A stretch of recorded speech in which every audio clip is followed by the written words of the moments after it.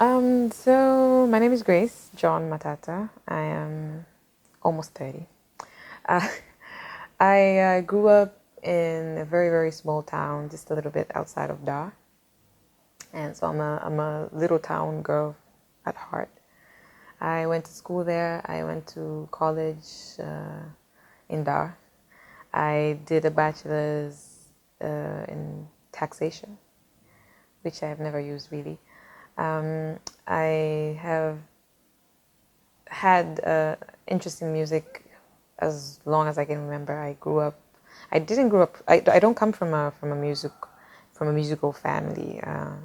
I swear I'm the only artist in the family. There's nobody who's interested in arts or music specifically. But I've always loved music. I remember singing as early as I can remember. But professionally, I started doing music almost 9 years ago.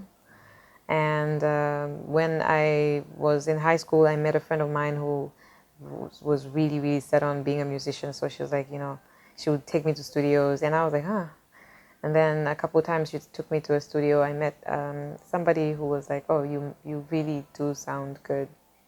And eventually I ended up working with them. And they introduced me to another studio who signed me 7 years ago. That was Music Lab.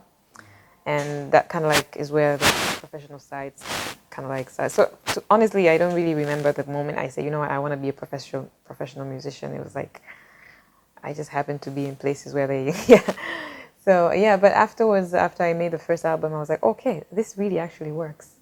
So maybe I should really get serious with it. So this is history. Yeah.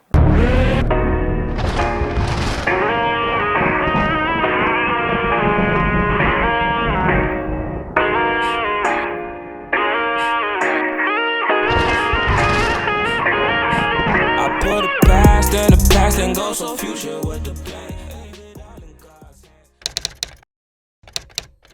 I was signed with MLab for a year and something. And when I was there, it was the same time that Nicki Mbishi was there and One The Incredible was there and Stereo. So it's like it was all hip hop heads and then me. um, I think I really fit in because like my music is I'm a hip hop fan, and my music is influenced by a lot of genres, including hip hop, and like there's always those hip hop influences in. If you've listened to the first album, there's like some very different genres in there. I love to experiment, but hip hop is like very predominant. Yeah. So yeah, MLab was the first studio I signed to, and I was there for almost like a year. Yeah. I think people like to label it as Afro soul, and I allow people to interpret it however way that they like. But for me, I'm influenced by so many genres. There's like reggae influences there, there's like a lot of hip hop influences, and there's a lot of soul influences. So for me, it's a fusion. I would call it like an Afro fusion of a sort, whereby I draw inspiration from everything from Zouk to.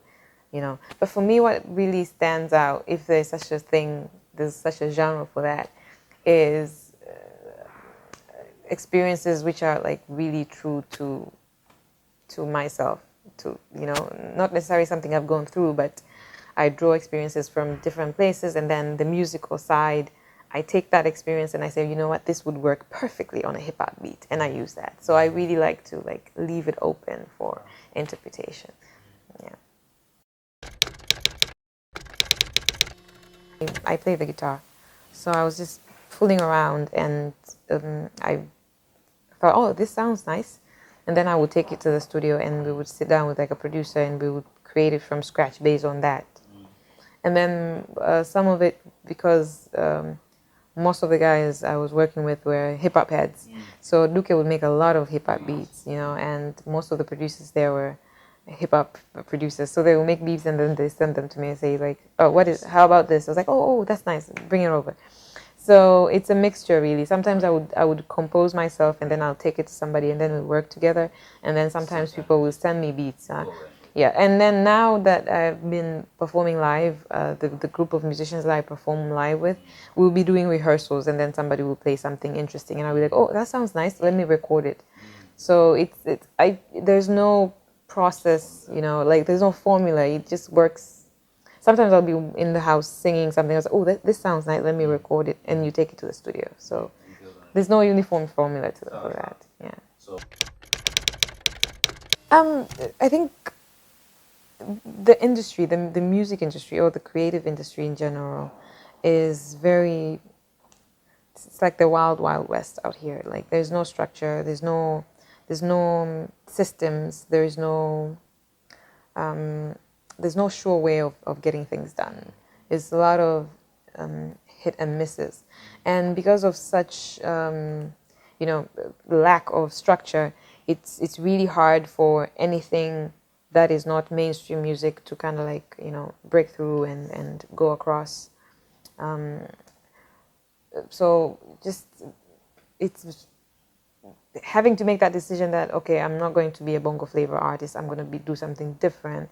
It was a challenge in itself because you either fit in a certain box. You're either a bongo flavor musician or you're not a musician. Oftentimes, so kind of like building the building a following, building creating sustainable income from that has been very, very challenging because you had to do a lot of things and realize, oh, this doesn't work. Okay, let me try this. This doesn't work. This doesn't work. So that was the biggest issue. And then the second thing is finding people who had the same vision as I do. I had a very clear vision of what I wanted to do and how I wanted to do it, and the sound that I wanted to make. And I remember the first time when I was making my first album, Duque invited a couple of artists, a couple of big name artists in the studio, and he played some of the songs, including a song of mine that went on to be very famous, Free Soul. And so they heard that and they're like, it's not gonna work, scrap that, get her to do Zouk or something. And I was so happy because Duque said, no, she's not that kind of artist, and so for me, MLab was very accommodating. They wanted me to do something different, despite the fact that everybody who came to listen to that album said, oh, this is not going to work. So that was very challenging. And even after leaving MLab, getting somebody to work with after them was very hard because everybody you went to was like, they were set in their ways and they didn't want to do anything different. I think the other challenge, just creating platforms for the kind of music that I do, because when I decided that this is what I wanted to do, there was no platforms. There wasn't a lot of platforms you can go and perform because the biggest ones here are for bongo flavor. And so when I said I want to start live music platforms, everybody was like, who's gonna come? Like, who's gonna perform? And I'm so excited recently. After I wasn't the first one, of course, to start these platforms, but after a while, some artists who I had invited on my platform, they ended up creating their own platforms, and it's kind of like a chain reaction now. And before it was mostly open mics and poetry events, but now there's like proper curated events for live music. So that was very challenging in the beginning. I guess the challenges are at every level that you get. Before maybe the issue was like, okay, I don't have places to perform, and then you get places to perform. You're like, okay, now I need equipment, and equipment is expensive. Live music equipment is very expensive. So you just learn to roll with the punches. New levels, new depths. Yeah, you need new levels. So there's always challenges, but for me, it's always like a sign that you've gone past a certain threshold, and you're onto a bigger What about your place. growth? 7 years ago, when they told me I have to get on stage and perform, I was so scared. I didn't sleep. I couldn't eat. I couldn't sleep. And Luke was like, "You gotta do it." I remember it was like the first year anniversary for Music Lab, and there was like Nicki Mbishi and One the Incredible, and there's Ben Paul, and it's like these amazing performers, and I was like, "Oh my god!" And then now when I know that I'm gonna go on stage, I'm like, I feel alive. Like that's the time that I feel mostly alive, you know. So like there's the personal growth, you know, and then also in terms of the brand itself. I mean, I, I've had one album and maybe a couple of singles over the past 8 years, and for some reason which I really don't get, I mean, it still stays relevant. And sometimes I would go 2 years and we haven't done a release and it still stays relevant. So I mean, of course, for a lot of people, if you're not putting music on media, you're not doing music. And, you know, that's kind of like the misconception. But like there's a lot of work that goes behind the scene, and to be able to maintain that and like keep it going, keep the brand going and growing is a lot of work. And I'm very happy to say, like, okay, it's still relevant, you know, 8, 9 years later. So yeah, and then even in terms of the, the the the work itself, you know, I haven't been recording much, but I've been performing a lot. We've been to festivals inside the country, outside the country, and you just realize that there's more to the music rather than the small box that a lot of Tanzanian musicians have kind of like limited themselves in. You know, you either do this or there's nothing for you. But then that challenge made me realize, okay, it doesn't have to be here only. You know, so we've grown from looking at, you know, how can we get this market here to, okay, how can we make really good music so that people appreciate it here, but then we're also able to get opportunities elsewhere. So there's been a lot of growth. Yeah. I mean, I've worked, I'm a musician, but I also sometimes do other things on the side. So I work with a creative organization once for almost 2 years, and they're called Sidea Culture and Development East Africa. And they basically supported the creative industry by doing research, doing advocacy for better infrastructure for the sector.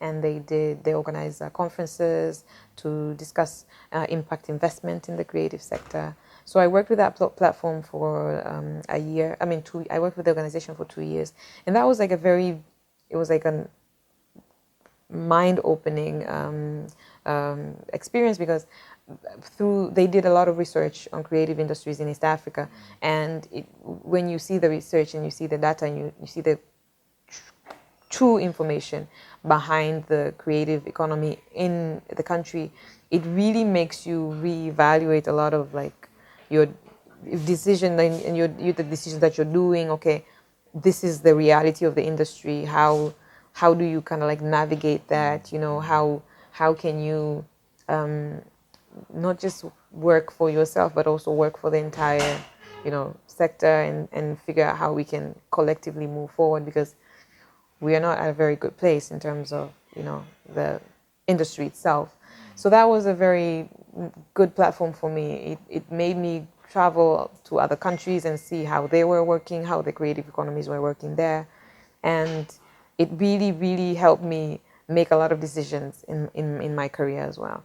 Also, in terms of distribution, I've worked with an international distributor and a local distributor. And I'm very happy, like recently there's been more platforms coming up that are trying to like distribute music, and it's more than just distribution, because distribution is actually one of the biggest issues in the country, other than piracy, of course. So the platforms I've worked with, Mkito from here, Mdundo from Kenya. I work with Africori, and Africori, they just distribute almost globally right now. And the experience is that the challenges are pretty much the same, but in countries whereby there's a bit more regulation and there's a bit more structure behind it, it makes it easier to sell your music and kind of like track also, and like controlling piracy as well. It's a bit easier elsewhere, you know. So it helps me kind of like make decisions like, okay, how, in terms of like marketing and selling, where should be the focus? How do we package this for like different platforms? And how do we work with different platforms to actually add more value to my work and my brand? So I've had Mkito support of course I distribute through them, but then they went on to support even the live music platforms that I started, the coffee house sessions. We started 3 years ago, and they sponsored money to be able to pay other artists to come and perform at the platform. So that partnership was really, I mean, value adding for the brand and for my music in general. And also, I went on to work with um, um, festivals. Festivals have been one way that we have been able to connect with like artists outside of the country, and also like the introduce their music in other places. Um, I I am hoping to do more of those. I mean, the past 3 years I've been juggling a lot here, and it kind of limits my travel abilities, but I'm hoping to be able to do that more. But the little that we've done has been very eye-opening, as in I've been able to perform with artists, and once they get off stage, you're like, oh my God, we I need to be better. I need to do better, you know. And it's an amazing experience to go at other places and experience how they treat their industry and how, you know, they work. So those are just some of the platforms, and it's getting better. You know, it's really getting better from when we started doing this to now. You know, you can go to different platforms and say, I need money, and they'll be okay. We know what the work you're doing, and here's the money. Yeah. So yes, I do. I try to be as authentic as I can. It would be terrible to hold the guitar and not be able to play it. Okay. Yeah, so I play the guitar. I've been playing for a couple of years. I'm very lazy. I'm a very lazy Okay. player. I use it mostly for composing, because when you know, you're home and you get this idea and you want to put it down and you record it. So I use it for that. I try to perform with it as much as I can, but yeah, you know, I love live band. You know, the energy is crazy, and sometimes you do an acoustic piece here and there, but mostly I use it for composing. But I play it and I love it. You learned yourself, or did you have a So teacher teach you? I self-taught. When did you when did you It was like first learn? 8, 9 years ago. Okay. Okay, 10 years ago. That's a lot. Like 10 years ago, and I always keep one at the house, and I always take one to places where, and you know, if they want me to do something, I wish I'd come with it. But it's mostly for composing. But I'm really pushing myself to like perform with it more, because everybody's like, you never play it. Yeah, and most of the music that I made in my first album was acoustic stuff. So I use it more than, but recently I've been experimenting a lot, you know. Um, Now I'm working with this girl. She's from Arusha. Her name is, oh my God, Agnes. Yeah, and she makes amazing beats. So I've been collecting like producers, and they make me beats and they send them to me.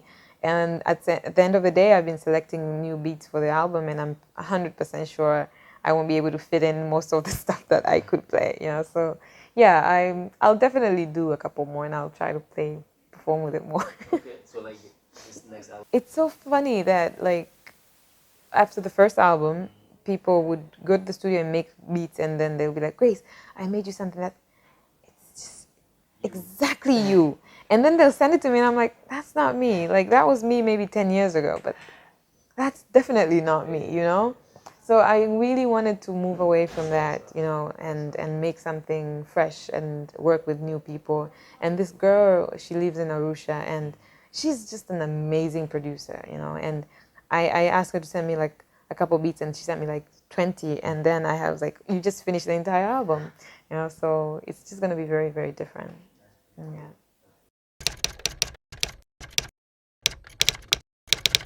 The funny thing, the first time performing by myself, because before I would perform with a couple friends on a guitar somewhere, we would jam. So the first time I ever had to like perform Free Soul when it came out, it was at an event and they wanted to do playback. So I was like, okay, sour. And they played the song, it started, and I couldn't even follow it. I didn't even know where it began and where it ended. It was like so confusing. and it was like, I hope there is no videos out there of that thing. I really pray that there's none. Um, but to be honest, it's not something for me. Like being on stage is about connecting with people and sharing experiences. It's, for me, such a divine experience. It's the one place that I really feel like I am doing, I'm living my purpose. And for me, it needs to. I want to be able to say, play this, play that, let's play around, let's experiment with this on stage. And CDs don't really give you that kind of, of open. I remember once, okay, the second time that I did a playback, I think I was performing with Fit Q, and it was because we had made a song like 2 days before the performance. And that was also quite an experience. So I really try to stay away from it as much as possible. I'd rather bring like an instrumentalist, like a guitarist, and ask him to play and I sing rather than like do a playback. Yeah. It has in a very positive way. I think it has, and I think at some point if I want to work with a DJ and I want to go like to the studio and arrange something really cool so that when we do a CD, it's like it's also an experience, not just like press play and sing on top of it. That would be nice. I think I want to do it next year, because the sound that I'm working with right now it allows for that, allows for like effects and like DJ to be able to like do something interesting. So it has affected the creative process because it really forces you to be present. Like you have to create something there. You have to connect with these people, and that's what music really is. It's about like connecting with the audience, with the players, and it becomes this like it's really hard to explain. When you're a performer, you want to connect. That's what you're looking for, and maybe it works for other people, but for me, it really gets lost in translation when I do a playback. So, playing live really, it's made me really be present for that particular performance, and that's what I normally look for.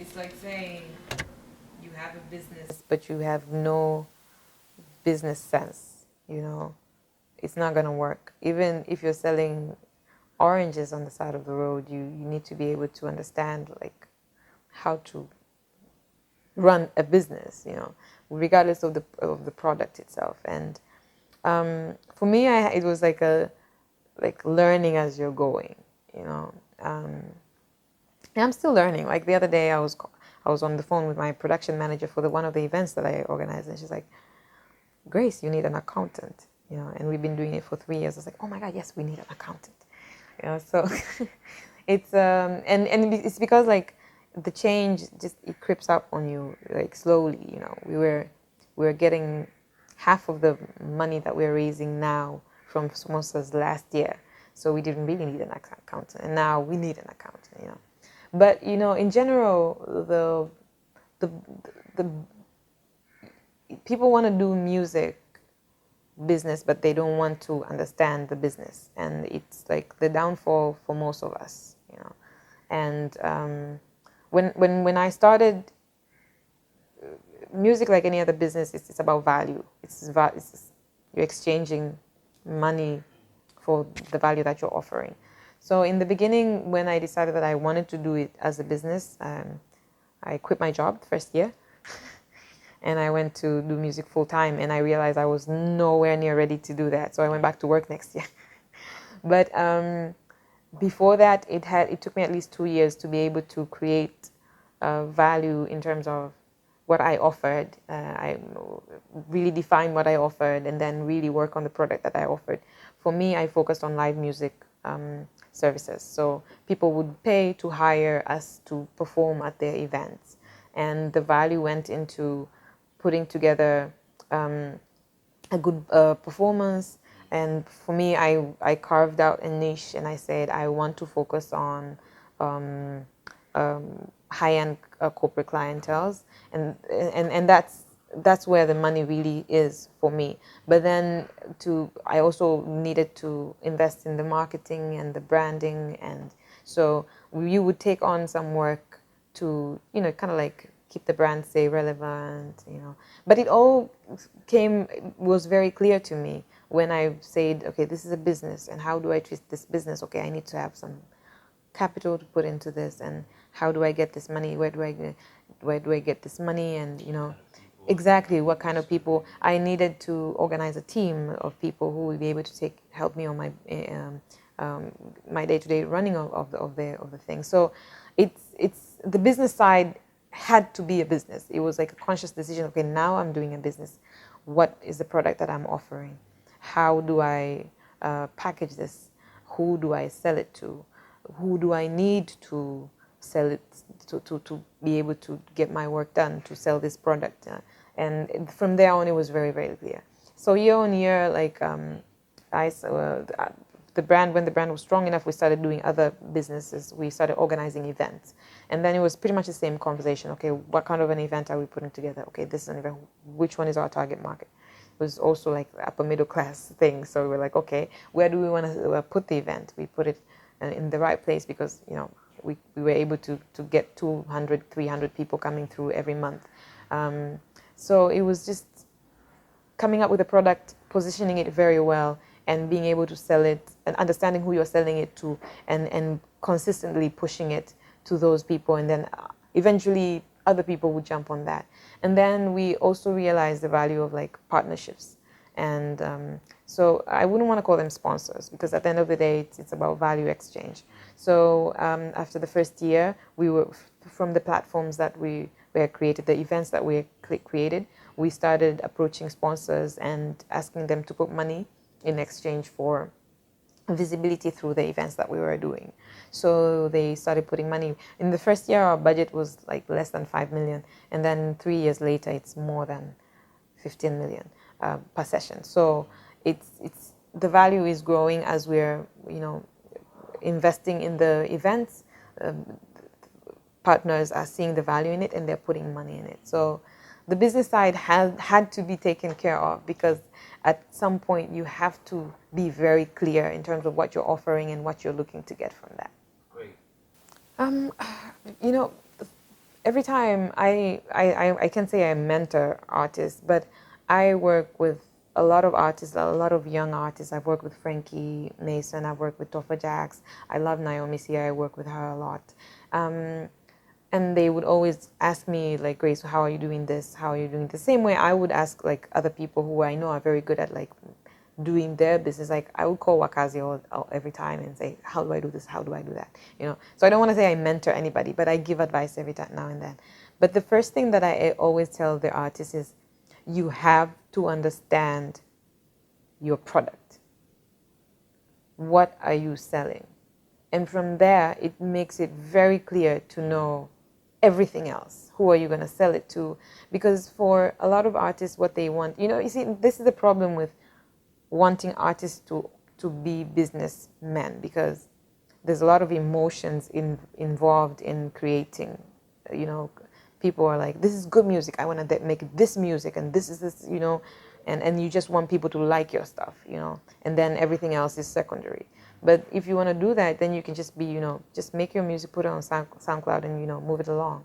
But if you want to do a business, you have to understand your product. What is it that you're selling? So I always say, be very clear about what you want to do. You can't be making this and wanting it to sell to these people who won't even get what you're trying to do.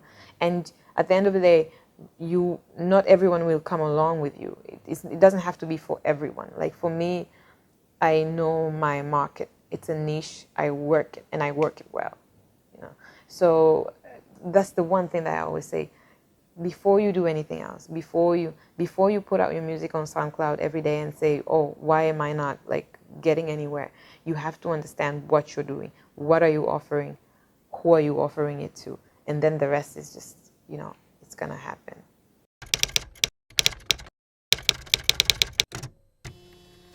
I haven't had trouble, but like from the music itself. But when you work with people, when you're doing business, like there's always some hiccups. You won't always see eye to eye with people.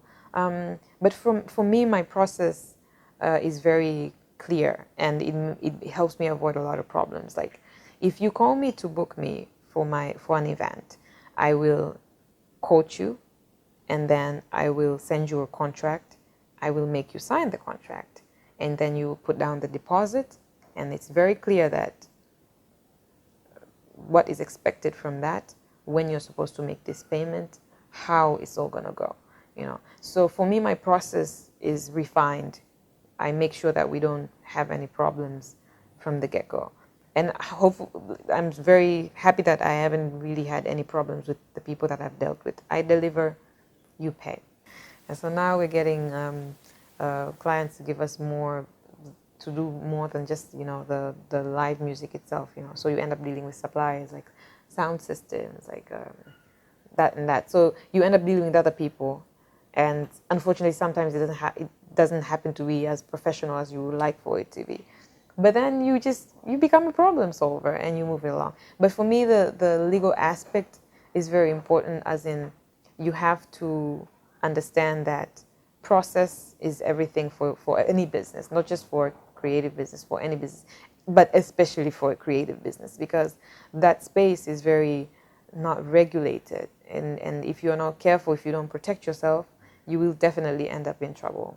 Yeah, so for me, when I do a lot of things, and I try to get the right people to help me move along with it. So for my events, for coffee house sessions, I have a team of 4 people, and I have a production manager who oversees the entire event production. I have a logistics person who makes sure like everything is moving, setups are done, da da da da da. I have a fundraising person who knocks on doors and gets the sponsorship in line. And there's me, of course, I just walk in and I sing. Um, so having the right team behind the business makes it run smoothly. Like I can leave town and I know that the event is taken care of. There are people who are doing rehearsals the whole week. Sponsors are briefed and they know what's going to happen. And somebody's also looking for new markets out there. So for the business to work, there has to be people. Also, I have for Grace Matata, the brand itself, I have a management team that I'm working with called Pana Music. So Pana Music is kind of like they handle the branding, the endorsements, looking for them, negotiations, you know, everything goes through them. So they represent the brand itself. Yeah. Okay, that would work better if I had a paper, because I know it's got something to do with like, so once in 100 years, once in 1,000 years, and never in a day. Ah, I hope, I wish I could like see once in 100. I want this. Oh my God. No, it's right there. I Am I know. mistaken? Once in 100 years, one, Once in 1,000. but never. Is it once? Once in 1,000, but never in a day, or no, it's not once. But In? Once in 100 years, once in 1,000. Is it the S? Oh, come on, God. I hate these things. It's the S. Come on. that was nice. That was nice. Oh my God. I'm such a bad player though. Like, I can't stand it. I just. Got it. That was great. Wait. Okay, 4 legs. Uh, no tail. Usually bark at night, but I'm not at work. What else barks though? Don't take the word. Okay. Then don't dwell on that word. Okay. 4 legs. Yeah. No tail. Not at all. Okay. Okay. Wait. What makes noise now? 4 legs. Okay. Oh my God. Like, give up. No. I cannot give up. We can do this all day.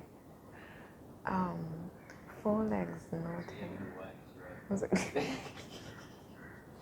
you see why I don't do this? Because it's gonna kill me the whole day.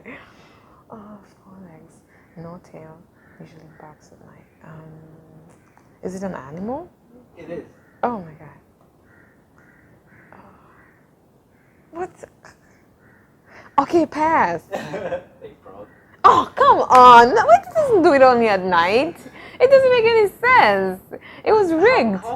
This was rigged. It was a wrong question. I did not but then fail. at night you don't any. The snowman. Yes. You actually got it right. Okay, now I am. No, this Maybe is I the will play final again. one. Okay. I just have a love-hate thing with this thing. A cold. Yep. If she can see from there. She can. By any means possible. By any means possible.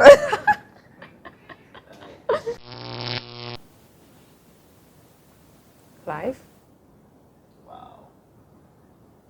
But it was so obvious. Really? But is it okay? Breath of life. Bullseye, you got it. Like, Yay!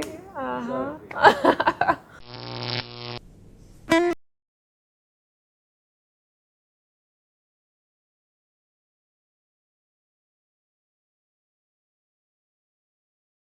Like Winbo like 10 years ago, but now I have this other favorite.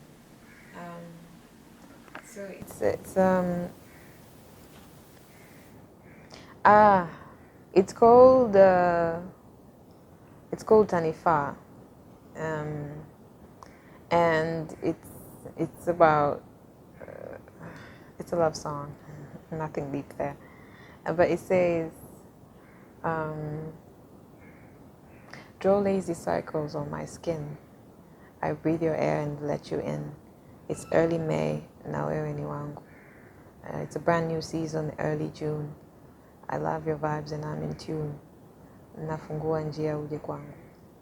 And it was, I met a guy and I fell in love and it was like so romantic. And it was like, it was about this very lazy, rainy morning and yeah, it was, yeah.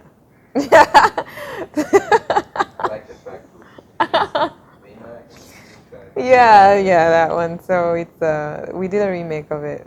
Is it just one song or like Just one. just one song? Oh, okay. Oh my god, then people are gonna think I'm like writing about sex. Can we do another one, like another innocent one?